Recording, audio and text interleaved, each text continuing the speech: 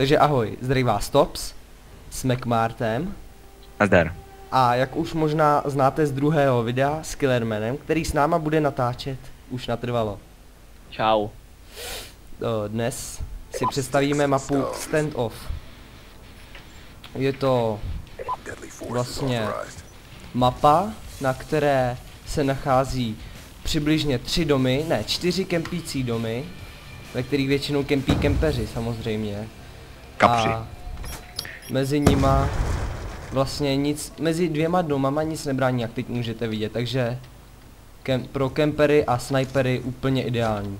A k modu, je to Stick and Stones, kde se hraje jenom s takovýma zbraněma jako jsou kuše, který vybuchujou, jakoby šípy z ní, potom nože, který se dají střílet a sekírka na házení místo granátu a to je všechno. Můžete vidět, teď zrovna bojuju a už jsem 2krát mrtvej, to nevadí. Není to jako One in the Chamber, kde prostě 3krát umřete a máte konec. A teď jste viděli headshot s házecím nožíkem, neboli s takovým nábojem do nožíku, nebo jak bych to formuloval lépe.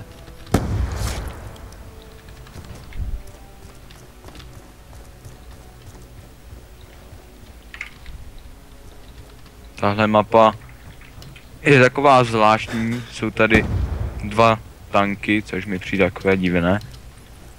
Zrovna pro tu mapu, kde by měly být jen takový baráky, tak moc to sem prostě nesedí, ale tak je to z budoucnosti, co my můžeme vědět, že? Akorát ten tank nevypadá moc v budoucnosti, je to nějaký ruský tank nebo co, já nevím. Teď kolem něj procházím a no takový ruský, sovětský, já nevím. Z budoucnosti teda Čau, určitě Dando, nevypadá. Tady jste si mohli všimnout, že se nezabil Meka, a zabil mě Sklipnes, to nevadí. Meka si hned podáme.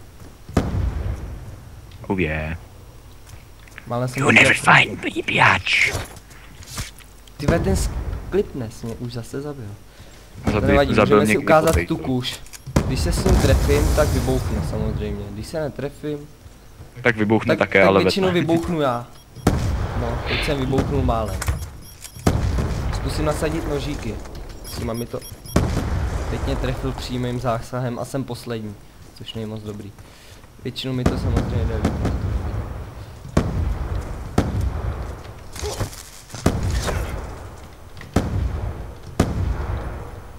Bouchá to tady jako kdyby. Je... Nevím proč, ale ten Sklipnes je nějaký úplně naskylený zmete. Protože po každý a z jakýkoliv vzdálenosti mě dá.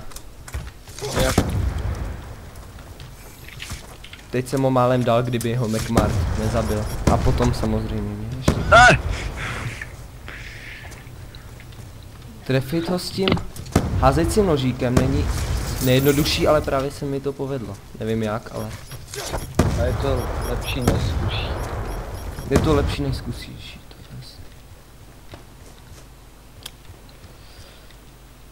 Teď se uvidím jednoho zmetka, který mě zabil. Já se omlouvám za můj podřadný výkon, ale konečně jsem ho dostal. Jsi podřadný celý. No, většinou seš podřadný ty, ale tak. A tak dobře. Tak já tě zničím.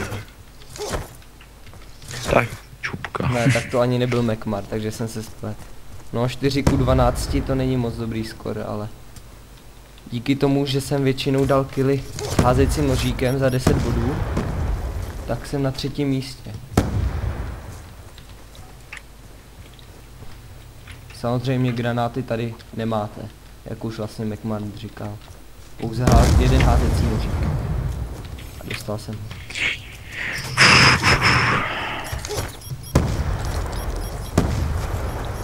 Jde po mně. Tenhle mod je takový odreagování od všech. Od klasické hry, prostě jen takový na vyblbnutí. Žádný skill v tom moc velký nečekejte. Není to žádný nic na levely. Ale dostal jsem McMarta. Trefím se? Mission clock about to expire, step up, oh yeah. Tyjo, ten je jak duch. Oh shit, you biatch. I gonna kill you! Jeden. 2! Ne. Škoda. Ale to vyšlo, co? Jo. Nevím proč. A mám nějaké noobské skóre.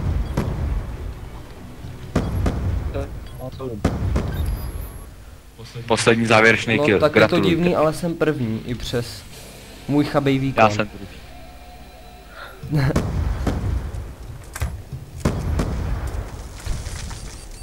Přímo do nožky.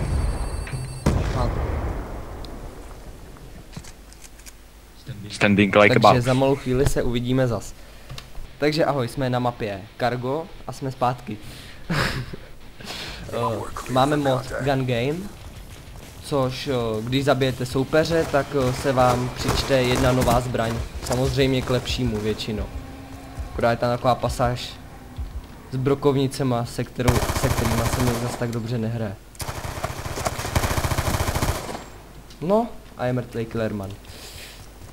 Jinak obecně mapa Cargo, zase z budoucnosti jako většina těch map, akorát jedna zvláštnost, že v prostředku se pohybují bedny a pořád se mění postavení těch beden, což vlastně tady můžete vidět, takový zvedák. A můžeme si zamáčknout, ale to je takový detail. To je takový detail, to se mi stalo asi jen jednou zatím. A jsem mrtvý. Nic nového pod sluncem. Ty krásu, mě tady drtí 54 ty. To nepochopím, ne?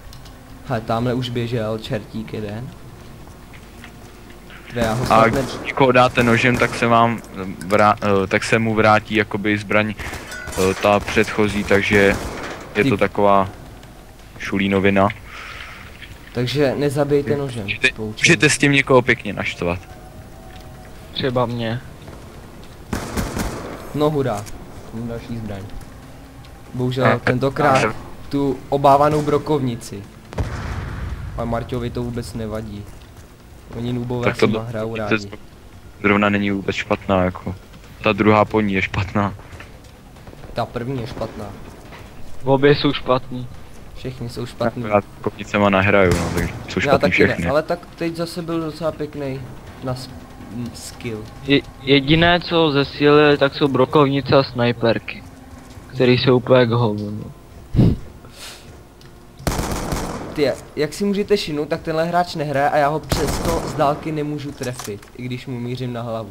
Protože ty brokovnice jsou úplně vyjebané. Ale konečně, už teď mám asi nejlepší assault, teda assault, už blbý. Submachine gun Scorpiona, což je rychlá, poměrně silná a přesná zbraň. Velmi užitečná. Killerman, To je velmi hlavně. Zase mě zabil Angel Birds. Fakt nádhera. Nevadí. Jedna prohra nevadí. Hlavně vyhrát celou hru. A je mrtvý. Není. Právě jsem zabil našeho milovaného rekruta Killermana. Jo. Jo. Já taky. Ještě, že tu byla desátý level, který mě ušetřil. A nechal se zabít, abych mohl mít. Teď, pokud se nepletu, no, neznám. Nevím teď přímý název, ale je to Assault Rifles. A teď už myslím, nevím. Teď už myslím, nevím, no dobře. Teď už myslím, že nic nevím, ale tak to je jedno. Já myslím, že nic nevím. Spíš víš, že nic nevíš, ne? Já jsem takový ty, který se radši soustředí na hru. A jo, tak, těžko se mi k tomu něco navíc povídá, když zrovna někoho zabijím, ale... Jo, přesně tak, přesně tak. A hlavně, abychom prezentovali... Všichni Danovi budeme věřit, jako že mluví pravdu. Ale on to vlastně neumí vůbec. Vůbec nic z něho se nemůžeme dělat srandu. To je zločin. To je zločin, přesně tak. Podotýkám, to je pravda. Zločin to je. A těžký, za 10 let. Ty kráso, tak teď byl na mě docela dost noobovský závěrečný kill s nožíkama. Mě střelil. Angel Birds, jak se mohl předpokládat.